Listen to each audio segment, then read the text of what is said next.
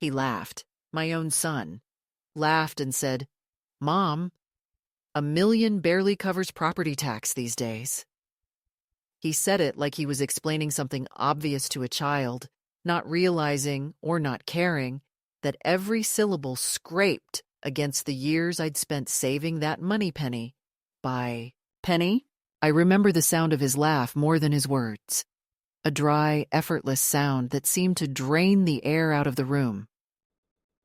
We were sitting in that sleek restaurant he liked downtown, the kind where the menus are printed on thick paper and no one looks at the prices because doing so would be considered gauche.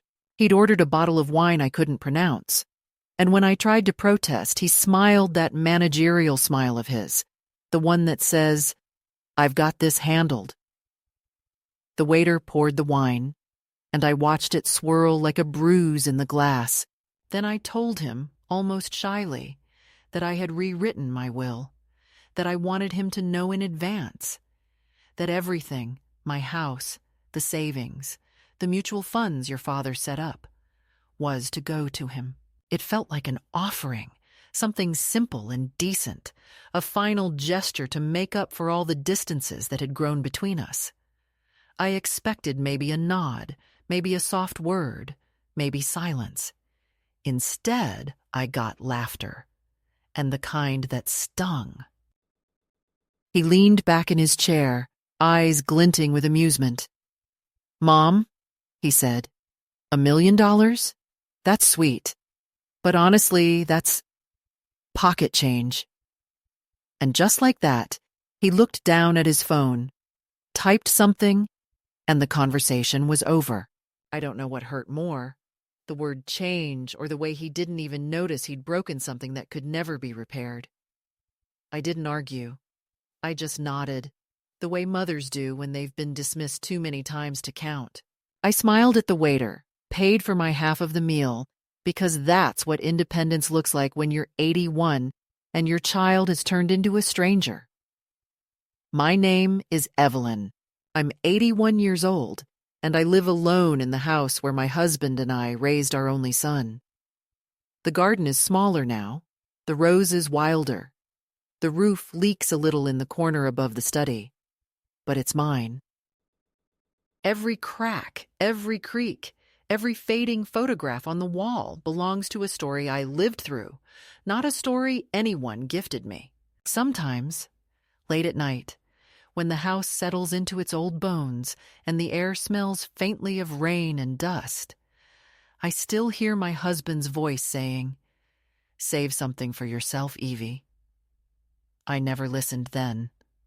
I do now. Mark was a good boy once. Or maybe I only remember him that way because memory is kinder than truth. He used to bring home paper stars he'd folded during recess and hang them above my desk at the library where I worked. "So you don't forget to look up," he'd say, proud and bright-eyed. Somewhere along the way, that boy disappeared into a man who measures everything in currency. I suppose I helped build him that way. I gave him every advantage, every sacrifice neatly disguised as love. I worked extra shifts, sold my jewelry to pay for his tuition, and told myself that the debt of motherhood was one that never needed repayment. But sitting across from him that night, watching him treat my life's work like loose change, I realized I had been paying interest on a loan that was never mutual. I went home alone that night, taking the bus because I didn't want to ask him for a ride. The driver helped me up the steps, not because I asked, but because kindness still exists in strangers, even when it's died in your own bloodline. The city lights blurred through the window, little halos of color around each regret.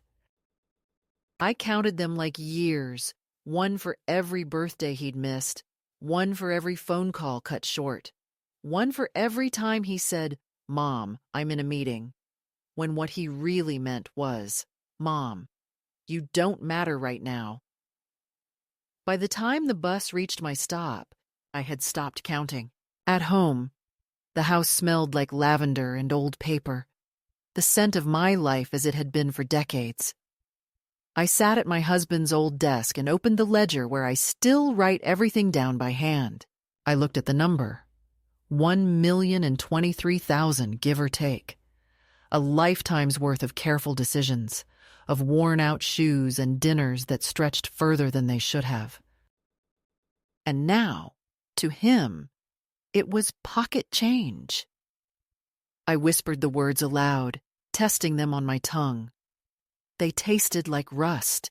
You spend your whole life trying to give someone everything, and one day you discover that what they wanted was something you can't afford. Youth, status, the illusion of endless ascent. Mark has those now.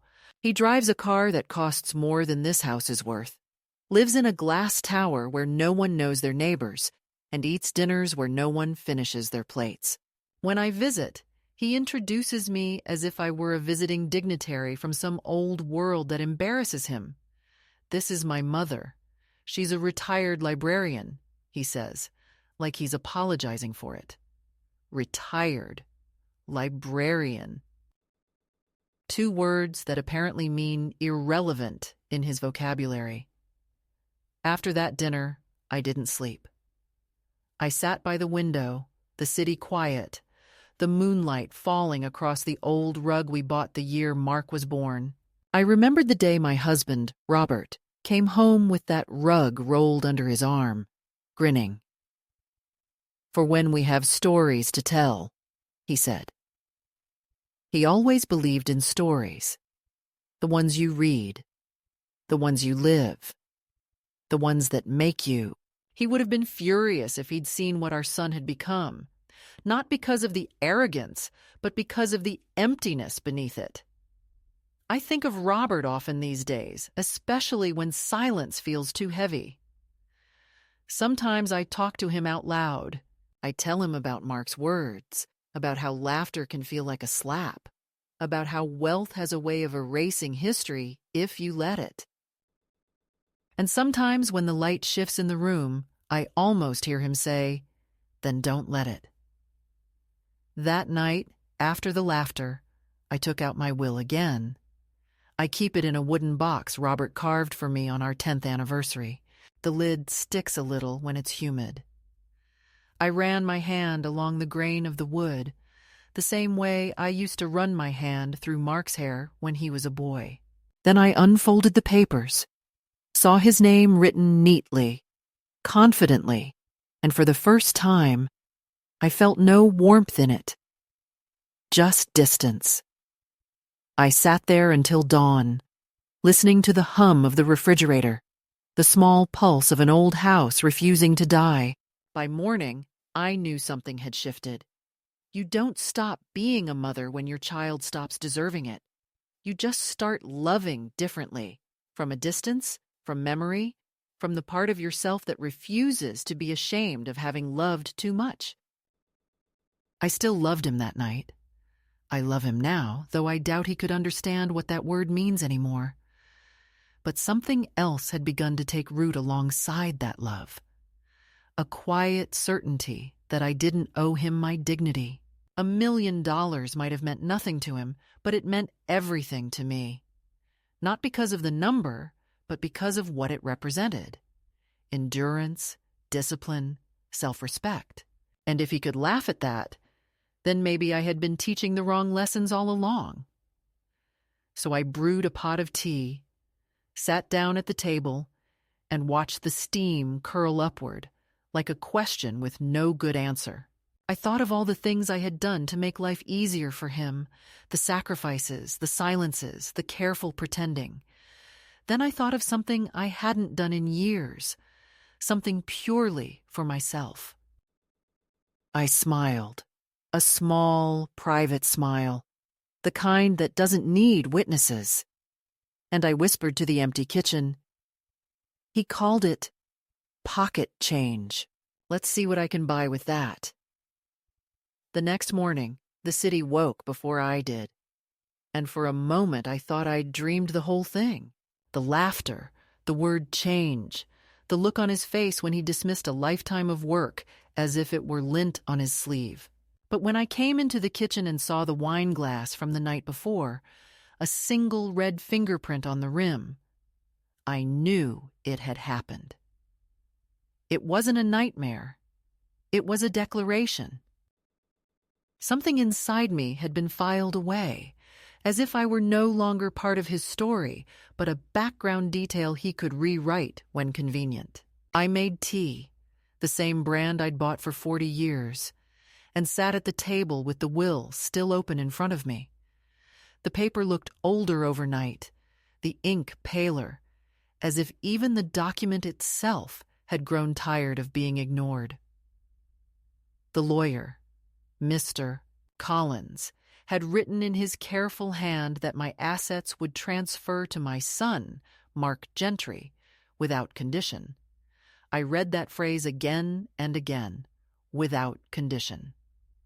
It sounded generous, but suddenly it also sounded foolish. There had always been conditions. I just hadn't written them down. By 10 o'clock, I'd made up my mind to visit the bank. It was raining, a steady gray drizzle that turned the sidewalks into mirrors. I took the umbrella Robert bought in Paris in 1973, the one with the carved wooden handle shaped like a bird's head, and stepped outside. The air smelled like metal and memory. I walked slowly, the way people my age do, pretending it was because of the weather, not the years. At the bank, the young clerk smiled too brightly and called me sweetheart. I hate that word, but I didn't correct her. I told her I needed to see my financial advisor. She clicked her computer, her nails tapping like impatient rain. "Do you have an appointment?" she asked. I smiled. "I don't make appointments anymore, dear. I make decisions." She looked startled, then led me to the small glass office where I'd sat 100 times before, signing forms I didn't fully read, trusting that people would act in good faith. Mr. Collins wasn't there yet, so I looked around. The office was all chrome and carpet, no books, no trace of human clutter. I thought of my library days, the smell of paper and dust, the sound of pages whispering in the dark. Those rooms had life. This one smelled like disinfectant and money. When he finally arrived, he greeted me with the same rehearsed warmth he always used. "Evelyn, what a pleasant surprise. How are we today?" I told him we were reconsidering our generosity. He blinked, taken aback, then gestured for me to sit. "Is something wrong?" he asked. "Not wrong," I said. "Just revealed." I explained about the dinner, the laughter, the way my son looked at me as though I were an outdated investment. Collins listened politely, his expression carefully neutral, as if I were a client discussing a leaky faucet rather than a collapsed heart. When I finished, he leaned back and said, "It's understandable you're hurt, but you know, wealth changes people. It's not always personal." I laughed softly. "Oh, it's personal, Mr. Collins. It's as personal as it gets." I asked him what would happen if I changed the will again, and he adjusted his glasses. "Legally, nothing prevents it. But are you sure you want to do that? He's your only son." The way he said "only" made it sound like a warning, as if motherhood were a chain I wasn't allowed to break. "Only," I repeated. "Yes, that's the problem, isn't it? The only one left to disappoint you." He looked uncomfortable, so I spared him the rest of my thoughts. I told him I wanted a new draft prepared, but not executed yet. Something simple, something that left room for correction. He nodded, promised to handle it, and offered to call a taxi for me. I refused. I needed to walk. Outside, the rain had stopped, and the clouds were thinning into strips of silver. I walked past the shops, the coffee chains, the faces buried in phones. No one looked at me. When you're old, invisibility comes free of charge. I thought of Mark's words again. Pocket change. and wondered when he'd stopped seeing me as a person and started seeing me as a number. Maybe it happened the day his first deal closed, or the day he realized he earned in a month what I'd saved in a lifetime. Or maybe it was my fault for teaching him to chase the better life without explaining that better isn't the same as richer. I reached the park, the one where Robert and I used to take Mark when he was small. The swings were still there, rusted now, their chains squealing like old voices. I sat on a bench and watched a young mother push her child, the boy's laughter sharp and pure in the air. She looked tired but alive, her hand firm on the swing. I wanted to tell her, don't ever apologize for holding on too tight. The world will teach him to let go soon enough. By the time I got home, the light had changed. Late afternoon, soft and golden, the kind that makes everything look kinder than it is. I took off my wet coat, boiled another pot of tea, and laid the will flat on the table again. The paper curled at the corners. I could still hear Mark's laughter, echoing faintly like a radio playing in another room. That was the moment, the exact moment I decided to remove him. Not out of spite, but out of necessity. There's a difference between punishment and correction. I wasn't punishing him for being who he'd become. I was correcting myself for allowing it. I wrote a letter that night, addressed to Mr. Collins, outlining my intentions. I wrote slowly, with the deliberate care of a woman who knows every word might outlive her. I told him to begin preparations for a new will, to delay notifying anyone, and to find me an accountant who specialized in charitable trusts. When I sealed the envelope, my hands were steady. That steadiness surprised me. I'd thought grief would make me tremble, but it didn't. It made me clear. The next day, Mark called. I let it ring twice before answering. "Hey, Mom," he said, his voice casual, as if nothing had happened. "Just checking in. You okay after dinner?" I said I was fine. "Good," he said. "Listen, there's something I wanted to run by you. My accountant's been suggesting we consolidate assets, mostly for your protection, of course. It might make sense to put the house in a trust, for tax reasons." He always used that phrase, for tax reasons, like a code that excused whatever came next. I listened quietly, letting his words pile up like leaves in the wind. When he finally paused, I said, "Mark, the house isn't a number. It's where your father died, where you took your first steps, where I learned how to live without both of you. It doesn't belong in a spreadsheet." There was silence on the line, then a sigh. "Mom, I'm just trying to help." "I know," I said softly. "That's what scares me." After we hung up, I sat by the window and watched the world outside move on without me. Cars passed. People walked dogs. Somewhere a child laughed. I thought of all the women I'd known, friends, neighbors, widows from church, who'd spent their final years handing over control of their lives to the very people who had stopped seeing them as real. I wouldn't be one of them. Robert once told me that dignity isn't given, it's guarded. I understood that now more than ever. That evening, I began sorting through my papers. Old tax returns, bank statements, letters from Robert. I found one I hadn't seen in decades, written during his last hospital stay. "If you ever feel small," he'd written, "stand next to what you've built, not who." I read it 3 times, the words sinking deeper each time. That was when I knew exactly what I needed to do.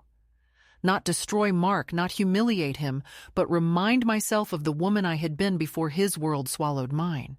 The act of rewriting my will became less about money and more about reclaiming authorship. The first half of my life had been about giving. The rest, I decided, would be about defining. The next morning, I mailed the letter to Collins. As I slid the envelope into the box, I felt a small, peculiar sense of joy, the kind you get when you stop waiting for permission. On my way home, I stopped by the grocery store. The cashier asked if I wanted to donate to a literacy program for children. I said yes, added $10, and smiled when she thanked me. $10, an amount that would mean nothing to my son, felt suddenly vast, not for what it bought, but for what it symbolized. Choice. Freedom disguised as small generosity. I carried that feeling home with me like a secret. That night, I sat in my favorite chair by the window, the one with the frayed armrest Robert used to repair every winter, and watched the sky darken. I realized the catalyst wasn't the laughter itself. It was the silence that followed, the indifference. The sense that I could vanish from his life and he would only notice when the inheritance paperwork arrived. It's a strange thing to realize your death has more value than your presence. But once you see it, you can't unsee it. That truth, as cruel as it sounds, was the beginning of my freedom. I turned off the light, folded the blanket across my knees, and whispered into the quiet room, "Let him keep his pocket change. I have something better. Time to spend it on myself." The change didn't arrive like a storm. It came like a draft through an old window, quiet and insistent, easy to ignore if you weren't the one sitting in its path. After I mailed the letter to Collins, life went on with its small repetitions. I brewed my tea every morning, swept the porch, fed the sparrows out back, alphabetized my shelves again when sleep wouldn't come. To anyone looking in from the outside, nothing was different. But under the surface, the ground had begun to tilt, and the first sign was how quickly my son slipped into the role of custodian of a woman he'd already declared obsolete. He started calling more often, and at first I almost mistook it for concern. "Hey, Mom, how are you feeling?" he'd ask, voice wrapped in easy charm. And before I could answer more than, "I'm fine," he'd move on to questions about my accounts, my medications, whether I'd given any thought to long-term arrangements. He sprinkled the conversation with words like vulnerable and liability, as if I weren't on the other end of the line, as if I were a file his assistant had flagged in red. When I told him I still walked to the shops and made my own meals, I heard that small sigh, the one that says, "You don't understand how the world works anymore." The next week, he sent me a brochure for a private assisted living facility, glossy and obscene, full of silver-haired mannequins holding yoga mats and champagne flutes, people who looked like props in a commercial for dying politely. "Just think about it," he said. "You'd have company, safety, no more worrying about the house." I told him I didn't worry about the house. I worried about the people who seemed so eager to get me out of it. He laughed, a softer version this time, but still wrong. "You're impossible, Mom," he said, like it used to be cute and now it was inconvenient. A few days later, he arrived unannounced. It was a Tuesday. I remember because I'd just taken a batch of oatmeal cookies out of the oven, and the radio was playing something from the 70s that made me think of Robert driving with the windows down. Mark didn't knock like he did when he was young. He knocked like a landlord. 3 hard raps, a pause, then the door opening before I could reach it. He stepped inside, bringing his expensive cologne and the faint chemical smell of rental cars. "You really should change the locks," he said, looking around. "Anyone could get in like this." He didn't see the irony. He walked through my living room with the air of a man doing an inspection. His eyes lingered not on the photographs, but on the cracks in the ceiling, the worn spot on the stairs, the chipped paint by the window. Structurally, this place is a nightmare, he declared. I told him it had stood longer than his last 3 jobs. He pretended not to hear. He'd brought his tablet, of course. We sat at the table where he once ate peanut butter sandwiches and spilled milk, and now he opened real estate listings and tax projections. Look, he said, if we sell this in the next year or 2 before the market shifts, you could move somewhere managed, comfortable, near medical care, and there'd still be plenty left. He said we every time he meant I. I watched him talk. The AT language smooth, the pitch polished, and I realized he'd given this presentation before to clients who weren't his mother. Do you remember, I asked suddenly, how your father and I bought this house? He glanced up, impatient. Mom, that's not the point. But it was the point. It was every point. We'd bought it with his overtime at the factory and my evenings shelving books until my fingers cracked, with coupons and secondhand clothes and 100 quiet no's to things we wanted so he could have what he needed. Now my home was a liquid asset, and my history a stumbling block in his portfolio. His visits became performances of obligation. He'd show up twice in 1 month after barely managing twice a year, arriving with grocery bags full of things I hadn't asked for. Sugar-free cereal I wouldn't eat, pre-packaged meals for convenience, and a smart speaker he plugged in without, asking, cheerfully announcing, "Now I can drop in any time and check on you." He said it like a gift. I heard it like surveillance. I unplugged the thing as soon as he left and slid it into the bottom kitchen drawer next to the unused juicer and the cracked measuring cup. I didn't tell him. Let him think he was omnipresent. It made his absence easier to carry. When he called, he started slipping in small corrections, as if he were rewriting our story while we were still in it. "You know I've always taken care of you," he'd say. I almost choked the first time he said it. This boy, now a man, had never once paid my bills or sat with me through a fever or walked with me to the bus stop in the snow. "Of course," I replied mildly. "You've always been very thoughtful, because sometimes agreement is the easiest way to end a lie." That was the escalation. Not raised voices or slammed doors, but gentle distortions uttered in a calm tone, so smooth you almost wanted to believe them just to avoid the ache. He brought his wife, Claire, on a Sunday, the kind of woman who wears soft, expensive sweaters in colors that whisper instead of shout. She floated through my house like she was already seeing walls knocked down. "Such potential," she murmured, fingers brushing the doorway where I used to mark Mark's height in pencil. She ran her hands along the banister Robert sanded by hand.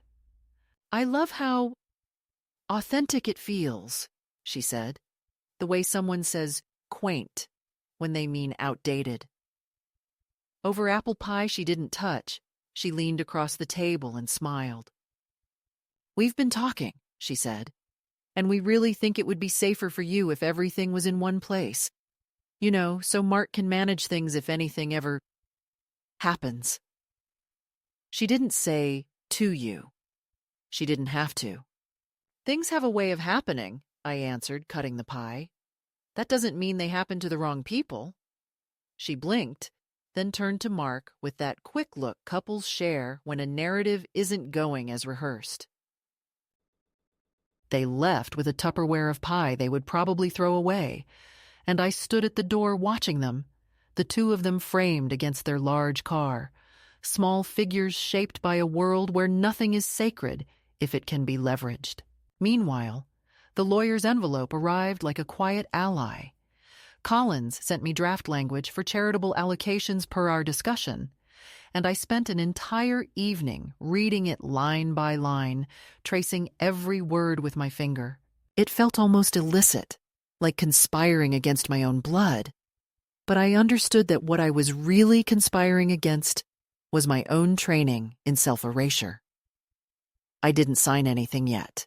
I wanted to see, to feel the shape of the decision growing inside me. I hid the documents not under the mattress or in the obvious drawer, but inside an old hardcover book in the living room, a novel Mark once gave me in college, back when he still thought my opinions were worth hearing. The poetry of that pleased me. The new terms of my life tucked inside the evidence of a boy who used to love his mother without calculating her net worth. Days blurred into weeks with small, telling scenes. A nurse from the clinic called to confirm I'd received a recommendation for a geriatric assessment Mark had suggested on my behalf. The nurse's tone was professional but gentle. "Your son is just worried about decision fatigue," she said. I almost laughed. I'd been making decisions while exhausted since before he was born. I went to the appointment anyway, just to see what game we were playing. A young doctor with kind eyes asked me to remember 3 words, draw a clock, list animals. I did all of it slowly, precisely, then added, "And since we're testing comprehension, I understand my son is trying to build a paper trail to justify taking control of my assets. Please note that I find this unnecessary and unwelcome." The doctor's pen hesitated, then moved again. When the report came back, cognitively intact, I made 3 copies and filed them like armor. I wasn't going to be declared incompetent by convenience. Mark's tone shifted after that, almost imperceptibly, from persuasive to pressured. On one call, his patience cracked at the edges. "Mom, you're being stubborn," he said. "I'm offering to help. Don't turn this into some emotional thing." I let the pause stretch between us until he had to sit in it. "Mark," I finally said, "you're not offering to help. You're offering to own." He scoffed, said I was being dramatic, said I'd always had a flair for scenes. This from a man who'd turned my life into a stage for his competence. I hung up gently, without anger, and stared at my reflection in the dark window. I didn't look dramatic. I looked tired, yes, but also strangely awake. Little erasures crept in from his side, like mold in the corner of a ceiling. He sent flowers to the house with a card addressed only to Evelyn, no Mom, like I'd been shifted into a more distant category. He forwarded me links to articles about elder fraud, as if I were a naive Mark waiting to be scammed by someone other than him. He messaged my neighbor, Mrs. Lopez, to keep an eye on me, and she came over embarrassed, wringing her hands, saying, "He's just worried, you know." I patted her arm and gave her cookies. "If he's so worried," I said, "he can come change the light bulb in the hallway himself." He never did. That was the pattern. Big words, little actions, each one nudging me toward the role of grateful dependent, each one assuming I'd walk into the pen he was quietly building. In that slow tightening of the net, my resolve didn't crumble. It calcified. Every suggestion to simplify, every condescending explanation, every attempt to soften the language around taking what wasn't yet his confirmed what I'd felt in my bones the night he laughed. He didn't see my money as a gift. He saw it as an inevitability, a foregone conclusion, something already spent in his mind. And a person who believes your life's work is already theirs is a person you cannot safely leave it to. The escalation was not a screaming match. It was him showing me, in a dozen subtle ways, that he believed I existed to transition my worth into his world seamlessly, without friction, without voice, without protest. What he didn't see, what he never imagined, was that an old woman can still change her mind, can still sharpen her spine, can still move her pieces on the board while he's busy congratulating himself on having already won. It was sometime in early spring when the change inside me stopped being a quiet suspicion and became a decision. The air had that hesitant warmth that makes you believe in new beginnings even when you should know better. The magnolia tree in my yard had begun to bloom again, its branches heavy with flowers that never lasted long enough. And I remember thinking that perhaps beauty was meant to be brief, so we wouldn't mistake it for security. I woke one morning and realized I didn't want to spend whatever time was left defending what was mine. I wanted to direct it, to choose where the years of my work would land once I wasn't here to watch them. It wasn't about Mark anymore. It was about the quiet woman in the mirror who had spent 80 years waiting for someone to say she'd done enough. I brewed coffee instead of tea, as if switching drinks could mark the difference between hesitation and resolve, and sat down with a notebook I hadn't used since Robert died.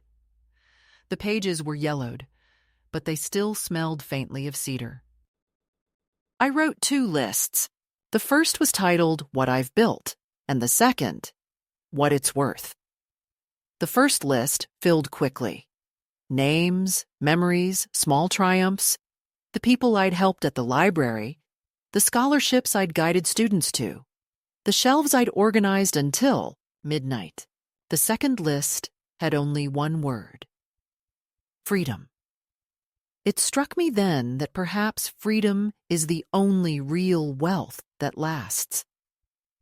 I called Mr. Collins that afternoon and asked him to come by the house. He arrived with his briefcase and that same polite concern men reserve for women they underestimate. I served him coffee, real coffee. None of that bland, instant powder he liked to recommend for convenience, and told him I was ready to proceed.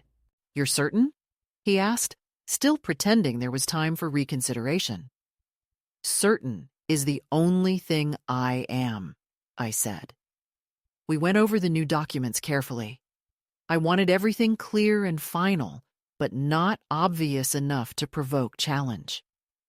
The estate would remain in my control until my death, but upon it, every asset, the house, the savings, the small stock portfolio Robert left me, would be transferred to a charitable trust named after him. The trust would fund scholarships for first-generation college students who worked while studying, because Robert had done the same. Collins nodded as I spoke, occasionally adjusting a line or tightening a clause, but he didn't try to change my mind. When he asked about Mark, I told him I'd leave him something personal, something irreplaceable, so no one could accuse me of cruelty. He didn't press further, though I saw curiosity flicker behind his glasses. When Collins left, the house seemed to exhale. I walked from room to room, noticing how quiet everything was. The afternoon light spilled across the hardwood floor, turning it golden. I realized I hadn't felt peace in months. It wasn't joy, not yet, but the beginning of it. For the first time in years, I felt like the author of my own story instead of the footnote in someone else's. That night, I opened the window in the bedroom, even though it was still cold. I wanted to hear the world again, the distant hum of cars, the rustle of wind through the magnolia, the faint bark of a neighbor's dog. It reminded me that life continued beyond my small orbit, and that I could still choose the rhythm of my own ending. In the following days, I did small things that felt like reclamation. I started walking farther, past the park and down to the old cafe that had reopened under new management. The girl behind the counter couldn't have been older than 20, and when I asked for a black coffee, she smiled and said, "You got it, ma'am," with a sincerity that startled me. I left a $10 tip and watched her face light up, as if I'd handed her a treasure. That look was worth more than Mark's entire vocabulary of performative gratitude. On the way home, I stopped by the library for the first time in years. It smelled exactly as it always had: dust, ink, possibility. The young librarian recognized my name from an old staff photo on the wall and asked if I'd like to volunteer. I almost said yes, but then I thought better of it. I didn't want to fill my time out of habit. I wanted to fill it with intention. Still, the invitation felt like a small gift from the universe, a reminder that I hadn't vanished from the world's memory just because one man decided I should. The first night I slept well again. It was because I'd stopped rehearsing arguments with my son in my head. I no longer needed him to understand. Understanding wasn't the goal anymore. Peace was. When he called 2 days later, I let the phone ring until it went to voicemail. His message was short, the tone rehearsed. "Hey, Mom, just wanted to check if you've given any more thought to what we talked about. Call me when you can." There was no mention of love, no hint of apology. Just business as usual. I didn't call back. Instead, I sat on the porch and watched the sun set behind the magnolia tree, its petals dropping one by one onto the lawn. I thought about how every petal that fell made room for a new one, and for the first time in a long while, the metaphor didn't feel cheap. A week later, I decided to visit the foundation's office that would handle the scholarships once the trust was active. The building was modest, a converted schoolhouse with peeling paint, nothing fancy. The director, a woman named Margaret, greeted me warmly and offered me tea. She spoke about their mission with quiet conviction, her hands folded, her eyes bright. I told her my story, not all of it, not the parts that still stung, but enough for her to understand why this mattered. She listened without pity, which was all I wanted. "We'd be honored to carry your name, Mrs. Gentry," she said. I shook my head. "Not mine. My husband's. He was the reason I ever believed in effort." When I left, she pressed a small brochure into my hand. On the cover, a photograph of students laughing under the weight of too many books. I held it close to my chest as I walked home, the wind tugging at the corners of the paper like it wanted to know what I'd just decided. That evening, I took out Robert's photograph from the mantel. It was an old black and white of him in his workshop, head bent over a half-built bookshelf. I traced the line of his jaw with my thumb. "You'd have liked this, love," I said softly. Not the money part, but the meaning. For a moment, I swore the air in the room shifted, like the kind of silence that feels full instead of empty. I placed the photo on the table next to the new documents, a witness to my choice. In the days that followed, I began preparing the smaller details. I wrote letters, not to Mark, not yet, but to the people who had touched my life quietly and consistently. To the neighbor who brought me soup when I was ill, to the librarian who still remembered my name, to the girl at the cafe whose kindness had reminded me of myself. Nothing grand, just notes of thanks, reminders that I had noticed them, that someone had. Gratitude, I realized, is another form of freedom. It loosens the grip of bitterness. But clarity brings its own tests. One afternoon, Mark appeared again, his arrival as sudden as a change in weather. He parked at the curb, not in the driveway, and came up the walk with that quick, efficient stride that always looked like he was late for something more important. "Mom," he said as soon as I opened the door, "we need to talk." His face was pale, tight. "About what?" I asked, though I already knew. "About your will." My heart stilled, but I didn't let it show. "What about it?" "I got a call from Collins's office," he said. "Something about an update." So Collins had slipped, or maybe his assistant had. It didn't matter. The truth was out sooner than I'd planned. I stepped aside and let Mark in. "You should have told me," he said, setting his briefcase on the table like a weapon. I had the right to know. You had the right to know once, I replied, but you laughed it away. His eyes darkened.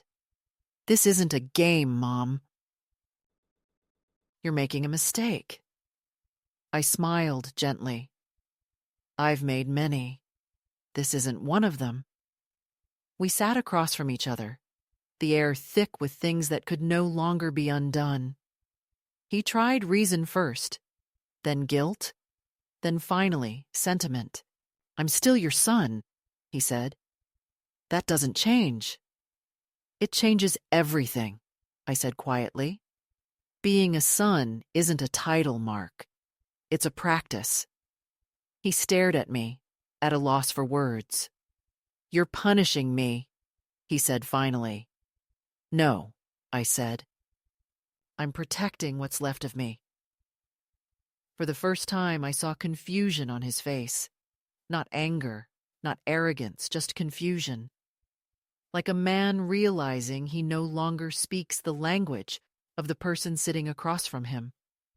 He stood abruptly, muttered something about needing time to think, and left without saying goodbye. I watched from the window as he drove away, his car disappearing at the curve of the street. The magnolia tree shed another petal. When the silence returned, it felt different this time. Earned, chosen. I made myself a simple dinner, washed the dishes, and poured a small glass of wine. I sat by the window and looked out at the garden. The moon was rising, pale and steady. Somewhere, a nightbird called. And for the first time in years, I didn't feel like I was waiting for anyone to come home. I was already home, entirely, irrevocably. The shift had happened, not in the will, not in the papers, but in me. The weeks after Mark's unannounced visit moved with an odd, fragile calm, like the stillness that follows a thunderstorm when everything looks clean but smells faintly of ozone and danger. I had expected a confrontation, a letter from his attorney, perhaps another visit. But instead there was only silence, and I let myself believe for a while that maybe he had accepted what I'd done, or at least decided to leave it alone. The illusion lasted just long enough for me to start sleeping through the night again. Then one morning, I woke to find a thick envelope from my bank on the doormat. The letter inside was polite but firm, a notification that my accounts were being reviewed for consolidation in accordance with new trustee designations. I read the lines 3 times, the words swimming until they turned into a blur. Trustee designations, those were mine, not his. It took me a moment to understand that he had tried, through some legal trickery or pretense, to establish authority over my finances. My heart beat so loudly that I could hear it in my ears. The arrogance of it stunned me less than the cold familiarity. This was exactly how he handled everything, efficiently, quietly, assuming consent where none existed. I called the bank immediately, my voice steady only because fury held it upright. They confirmed what I already suspected. My son had visited, claimed he was setting up protective measures for my convenience, and left instructions that were pending my confirmation.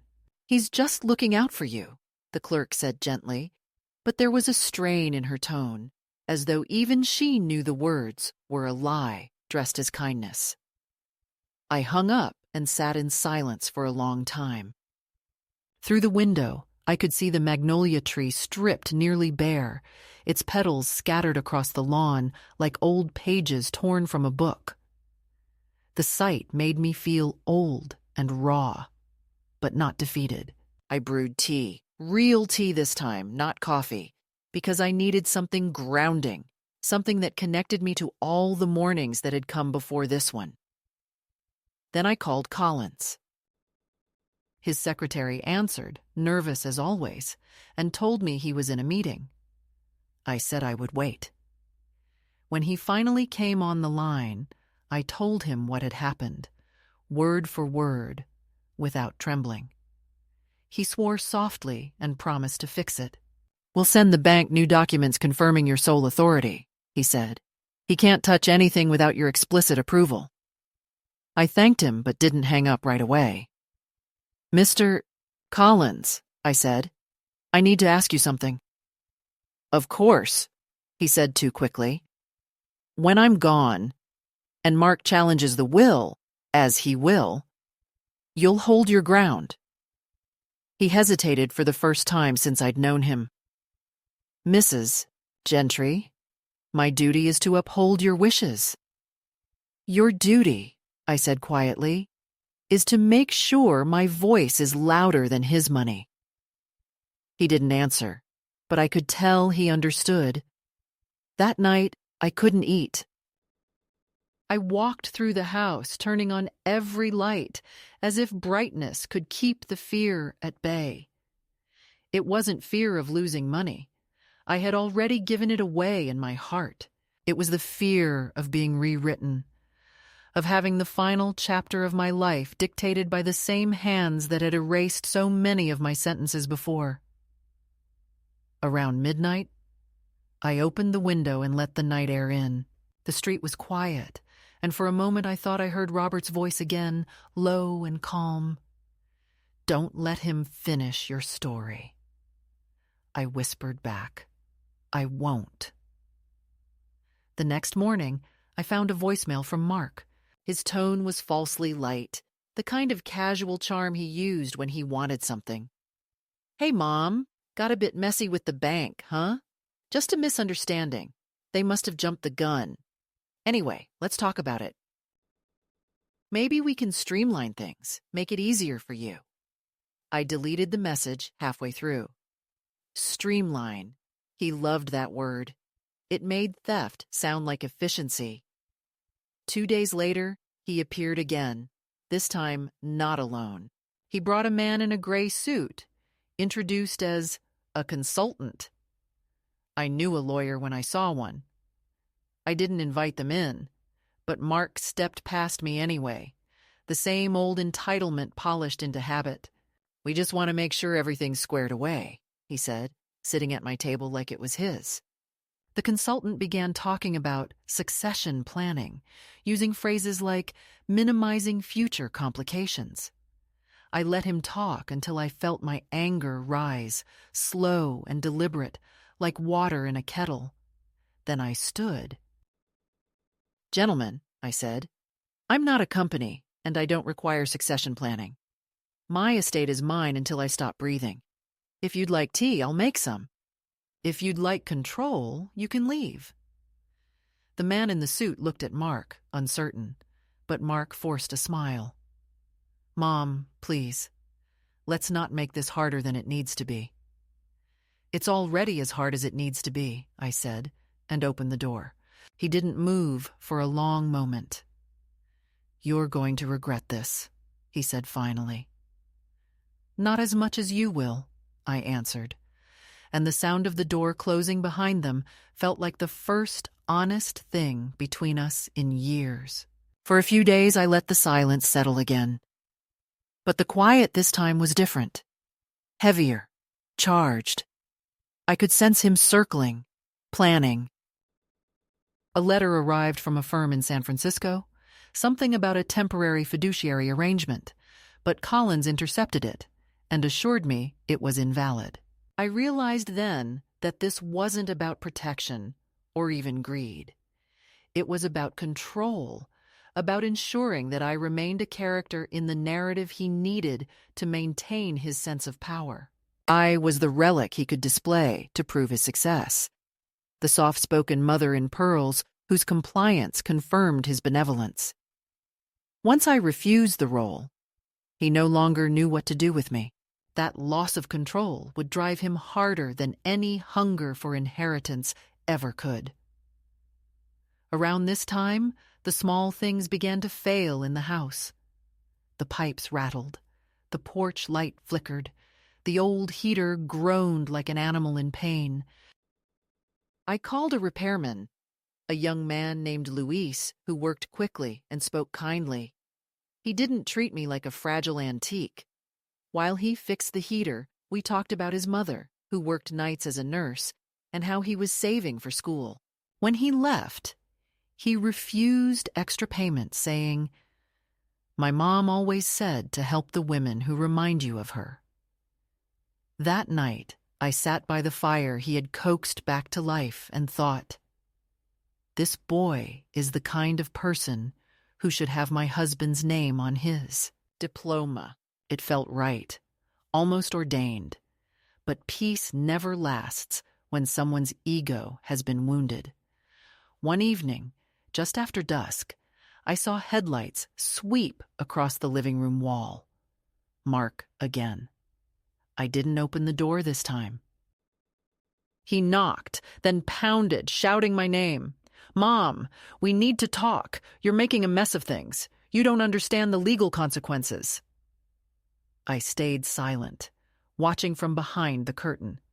His voice grew harsher. "You think you can just cut me out? Do you even know what that looks like?" Then quieter, almost pleading. "Please, Mom, just come to the door." I didn't. After a while, I heard his car door slam and the engine start. I waited until the sound faded before I let myself breathe. Something in me broke that night. Not from fear, but from recognition. I finally saw the man he'd become without the filter of hope. I realized that his laughter at the restaurant had been only the surface of something deeper, a belief that love was ownership and money its proof. The next morning, I began to plan. I called Margaret at the foundation and asked about the scholarship launch process. We discussed timelines, legal verifications, endowment transfers. I wanted everything airtight before my health could ever give him leverage. Margaret, kind as ever, offered to send a staff lawyer to help finalize the paperwork. "You sound different," she said gently. "Better." "I am," I replied. "I'm building something he can't tear down." We laughed softly, the kind of laughter that belongs to women who have learned to survive disappointment. A few days later, while sorting old boxes in the attic, I came across a forgotten cassette tape. It was one of those cheap recordings Robert used to make of Mark's piano lessons when he was a child. I still had the old player, so I plugged it in, and the room filled with the sound of my son's uneven playing, the teacher's patient voice, Robert's low chuckle in the background. Then, near the end, a smaller, sweeter voice, mine, saying, "Beautiful, darling, keep practicing." The sound of that word, darling, almost undid me. Somewhere between that moment and this one, the world had turned itself inside out. I rewound the tape and listened again, not to mourn, but to remember that once there had been love unburdened by numbers. I kept the tape beside me on the nightstand for days, as if it were a charm against whatever storm was coming next. And it did come. I received notice from Collins that Mark had hired a separate lawyer to request an evaluation of mental competence, claiming concern for my well-being. It was a coward strategy, meant to scare me into surrender. Collins sounded apologetic, even a little frightened. "We'll handle it," he said, but I could hear the fatigue in his voice. "No," I told him. "I'll handle it." I called Mark myself. "You've crossed a line," I said, before he could speak. "This isn't about money anymore." He said something about love, responsibility, all the usual lies. "If you loved me," I said, "you'd have let me live the way I've chosen. You'd have trusted that the woman who raised you can still sign her own name." He was silent for a long time. "You don't know what you're doing," he said finally. "Oh, but I do," I replied. "For the first time in years, I do." Then I hung up. After that, he stopped calling. Weeks passed. The lawsuit fizzled. Collins sent notice that the case was dismissed for lack of evidence, and I thought perhaps it was finally over. But life has a way of testing convictions when they've just begun to steady. One afternoon in early summer, I went to the library to return a few books and saw, pinned to the bulletin board near the entrance, a flyer. Scholarship applications now open. The Robert Gentry Memorial Fund. My breath caught. Margaret had moved quickly. Below the announcement was a small photograph of Robert, the same one I'd given her. He looked younger than I remembered, full of unspent years. I touched the corner of the page and felt tears rise, but they weren't bitter ones. They were the kind that wash something clean. That night, as I sat by the window watching the sky darken, I heard footsteps on the porch. I knew them instantly. Mark stood there, illuminated by the porch light, holding something in his hand. A letter, maybe, or a document. I opened the door before he could knock. For the first time in months, he looked unsure. His hair was unkempt, his eyes tired. "I saw the notice," he said, holding out the flyer. "The scholarship." I nodded. "It's done." "So that's it?" he asked. "You're just giving everything away?" "Not everything," I said. "Just the part you thought was already yours." He stared at me for a long time. "You really hate me that much?" "I don't hate you," I said softly. "I just finally stopped confusing love with surrender." He opened his mouth to speak, but no words came. He looked down, crumpled the flyer in his hand, and walked back to his car without saying another word. I watched him drive off, the red tail lights receding like embers. Inside, the house felt lighter. I sat down at the table, pulled out my notebook, and wrote a final note to myself. He laughed once. Now he knows silence can be louder. Then I turned off the light and went to bed.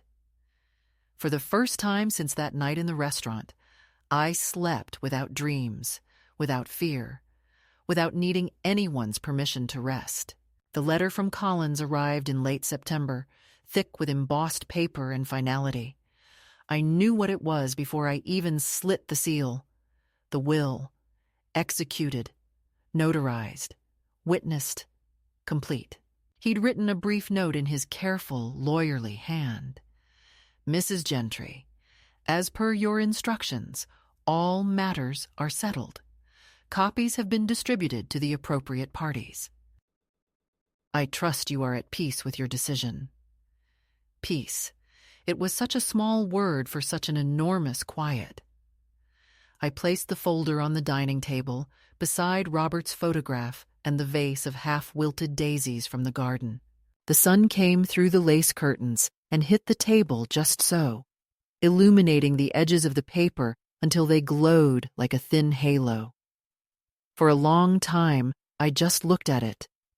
The physical weight of what I'd done, the power of a few signatures to rearrange the story of a lifetime.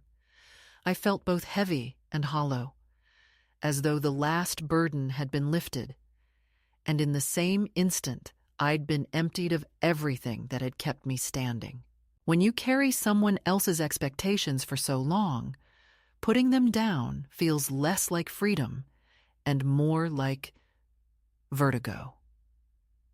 I made tea, sat down, and opened the folder. Each page bore my name in formal print, my handwriting neat and final at the bottom. There were no sentimental words, no apologies, no explanations. The money was to go to the Robert Gentry Memorial Scholarship Fund, the house to be sold, and its proceeds added to the endowment. A single personal bequest remained, to my son, Mark, the framed photograph of us in the garden taken when he was 8, and a note I'd written in longhand, sealed in a smaller envelope. The note read, You once told me this was your favorite picture because I looked proud. I still am, just not of the man who forgot what pride meant. It was neither cruel nor forgiving. It was simply true. I imagined him reading it, perhaps in disbelief, perhaps in anger, and I found that I didn't care which. Truth doesn't need to be believed to exist. It only needs to be spoken once, clearly, without trembling. Collins had arranged for everything to be stored in his office until my death, but I'd asked for one additional measure, a recorded statement to be played during the reading of the will. "You're certain about this?" he'd asked months earlier, his pen hovering over the document. "You really want your voice included?" "Yes," I said. "He's never listened to me when I was alive. Maybe he'll listen when I'm gone." The recording had taken less than 10 minutes, though it had taken me a lifetime to find the words. I remembered the microphone, the red light blinking, and my own voice sounding older, steadier than I'd expected.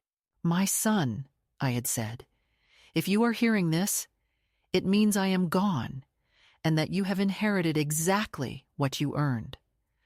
I hope one day you understand that money is not legacy. Character is. If you wish to find me, don't look in the accounts you expected to own.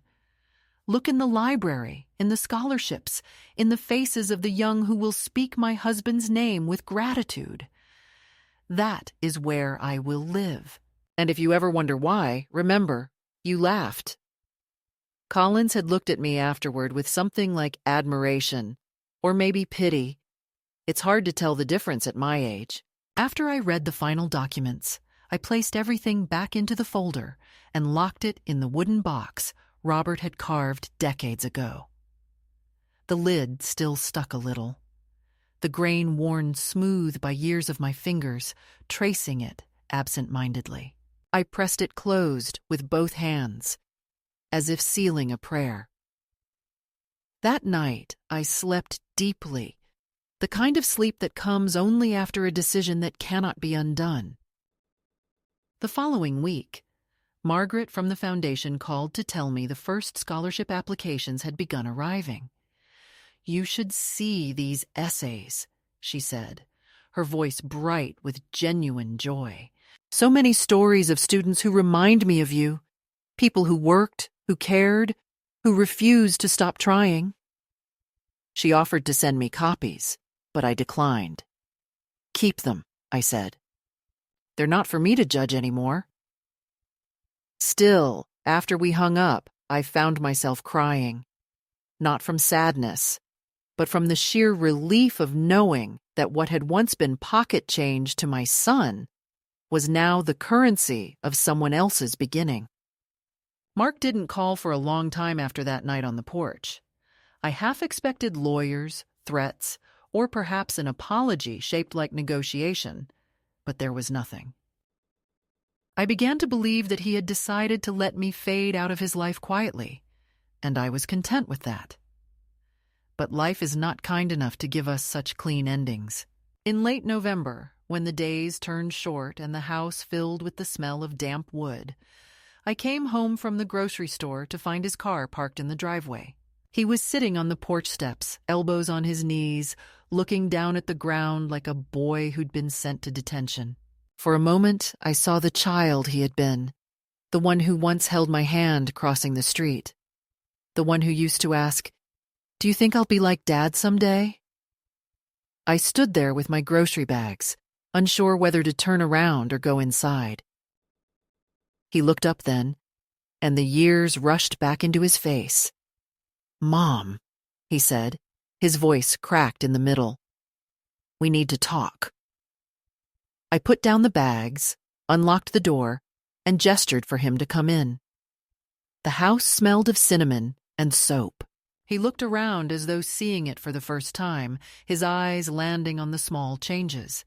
The absence of the old family portrait, the new bookshelf Robert had built but never finished, the bare spot where the piano once stood. He didn't sit until I did. I got a copy, he said finally, meaning the will. Colin sent it. I nodded. Then you know. He laughed once, softly, without humor. I guess I shouldn't be surprised. You always did like your morals tidy. I didn't answer. He ran a hand through his hair. You really think this makes you right? Leaving me with nothing. I met his eyes. I didn't leave you with nothing. I left you with the truth. What you do with it is up to you. You think you're teaching me a lesson, he said. Maybe, I said, but mostly I'm teaching myself that it's not too late to stop being afraid. He looked at me then, not like a son, not like a man in power, but like a person who had finally run out of things to hide behind. I never meant to hurt you, he said quietly. He trailed off, the sentence collapsing under its own weight. I know, I said. But intentions are like promises. They only matter if you keep them.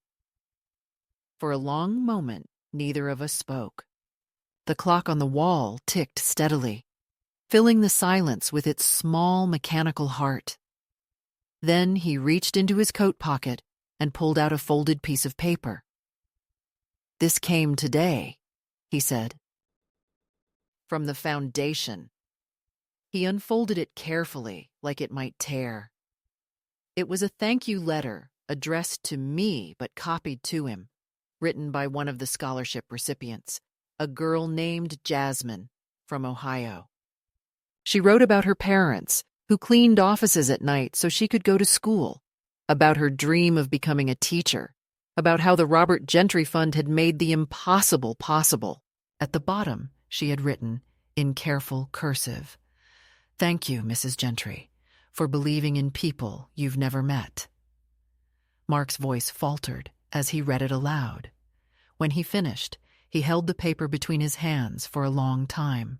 I didn't think, he began, then stopped. I waited. I didn't think it would feel like this, he said finally. Like what? I asked. Like something real. There was a long silence between us, the kind that has no map, only a fragile bridge of breath. I could feel the weight of the years pressing on both of us, but also something loosening, like a thread pulled gently free from a knot. He looked around again, as if memorizing the room, and said softly, "You're still giving, even when you're taking away." "That's what mothers do," I said. He smiled a little then, the first genuine smile I'd seen from him in years. It wasn't a reconciliation. Not exactly. But it was something truer, quieter, and that was enough. He left soon after, the letter folded in his pocket. When the door closed behind him, I didn't feel empty. I felt finished. That night, I opened the wooden box again and looked at the will one last time. I traced my name, the ink smooth beneath my fingers, and whispered, "It's done." I didn't know if I would live another year or another week, but I knew that whatever time remained would be mine entirely. The house creaked in the wind, an old companion shifting in its sleep. I poured myself a glass of wine and sat by the fire until it burned low, thinking about the strange symmetry of life, how everything we hoard eventually becomes someone else's beginning, how even a small act of defiance can turn into a legacy. I thought of Robert, of the boy Mark had once been, of the girl named Jasmine, who would now carry his name into classrooms I would never see. The thought warmed me more than the fire. Before I went to bed, I walked to the window and looked out at the yard. The magnolia tree was bare again, its branches stark against the night sky.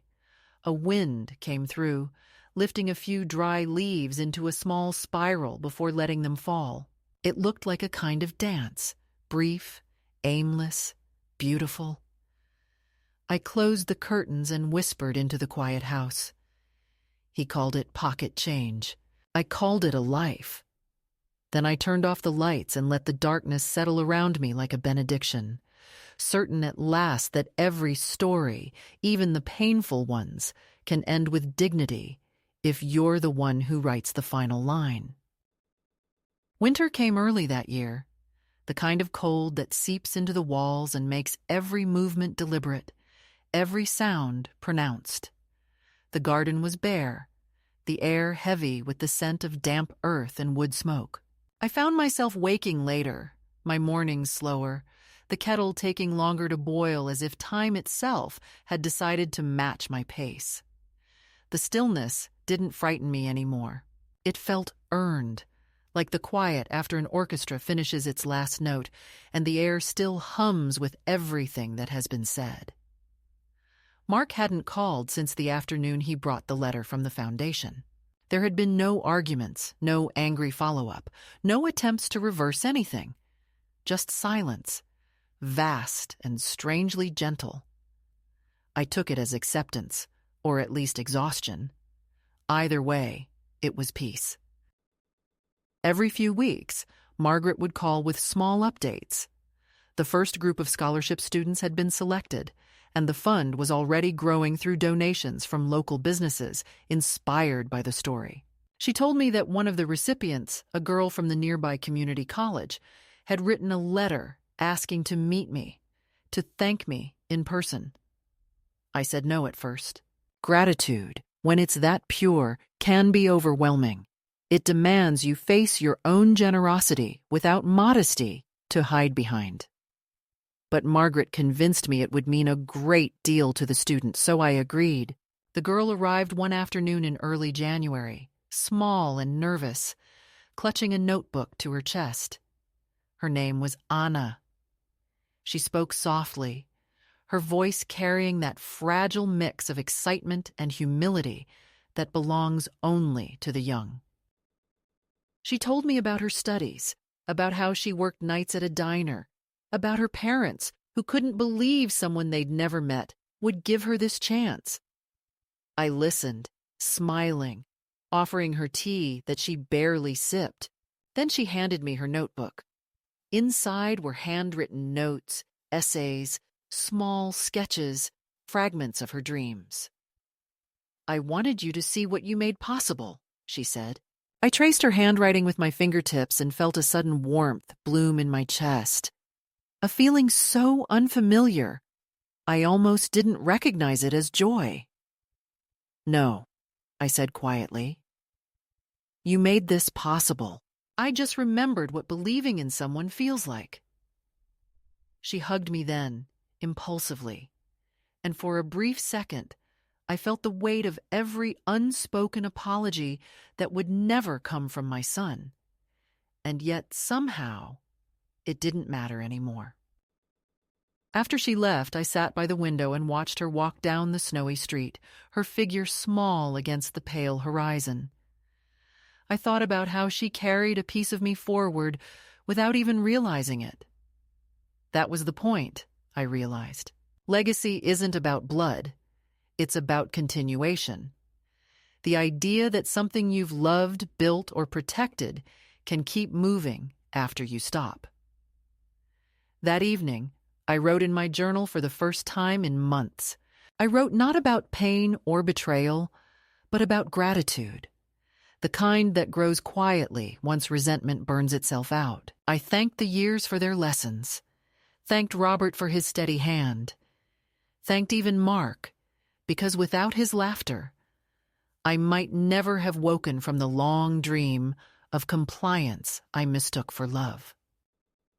Sometimes cruelty is the only language that forces you to translate your own strength.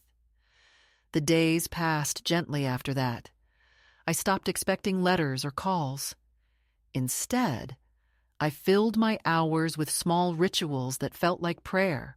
I polished the wooden box one last time and placed it on the shelf beside the photograph of Robert. I sorted through the drawers, giving away what no longer belonged to me. I even cleaned out the cupboard where Mark's old trophies still stood, dusty reminders of victories that once seemed so important. I didn't throw them away. I wrapped each one in newspaper and left them in a box by the door. When Mrs.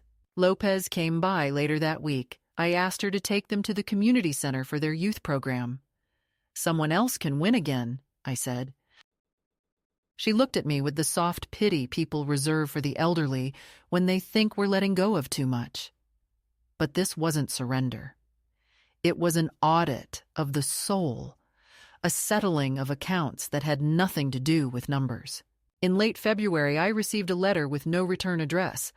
The handwriting was Mark's, unmistakably his, slanted, impatient, every line pressing too hard into the paper. I hesitated before opening it, half expecting accusations or some new attempt to negotiate what couldn't be changed. But the letter was brief. He wrote that he had read the scholarship essays online, that he'd seen pictures of the award ceremony, and that he finally understood. He didn't ask for forgiveness. He didn't say he was sorry. He simply ended with, "I think Dad would have liked what you did. I'm starting to."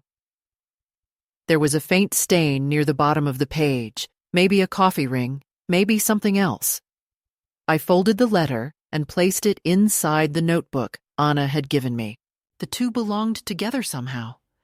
The innocence of a beginning and the weary recognition of an end.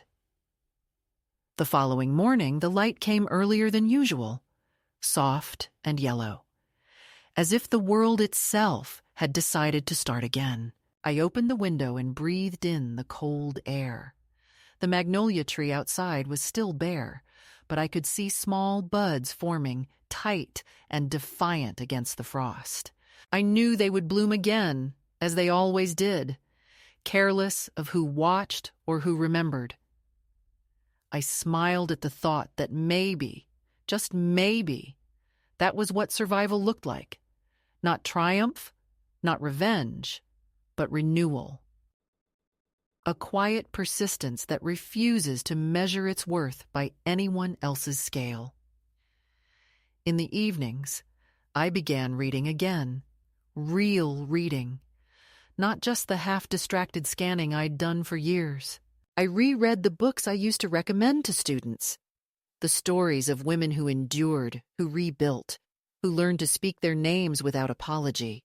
Each sentence felt like a conversation with the younger version of myself, the one who had forgotten that dignity and solitude could coexist without loneliness.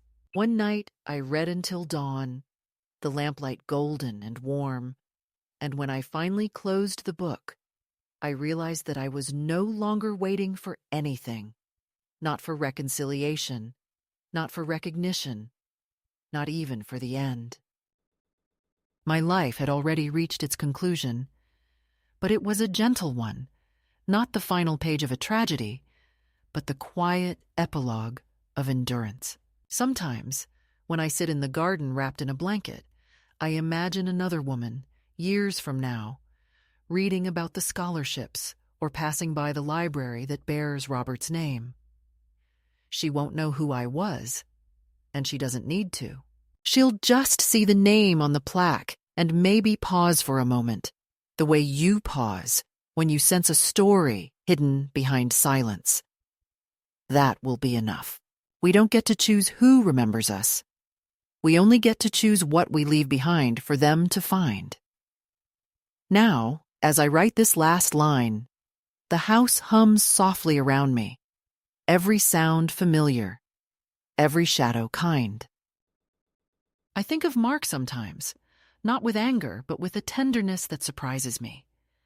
I hope he's well, that he laughs more kindly now, that one day he'll understand what it means to give something away without losing yourself in the process.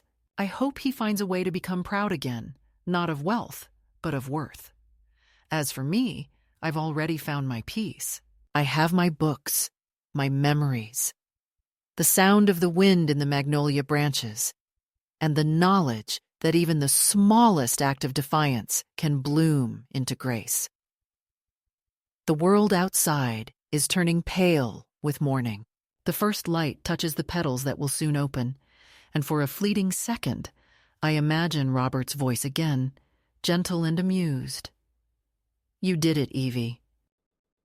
You finally built something that lasts. I whisper back. We did.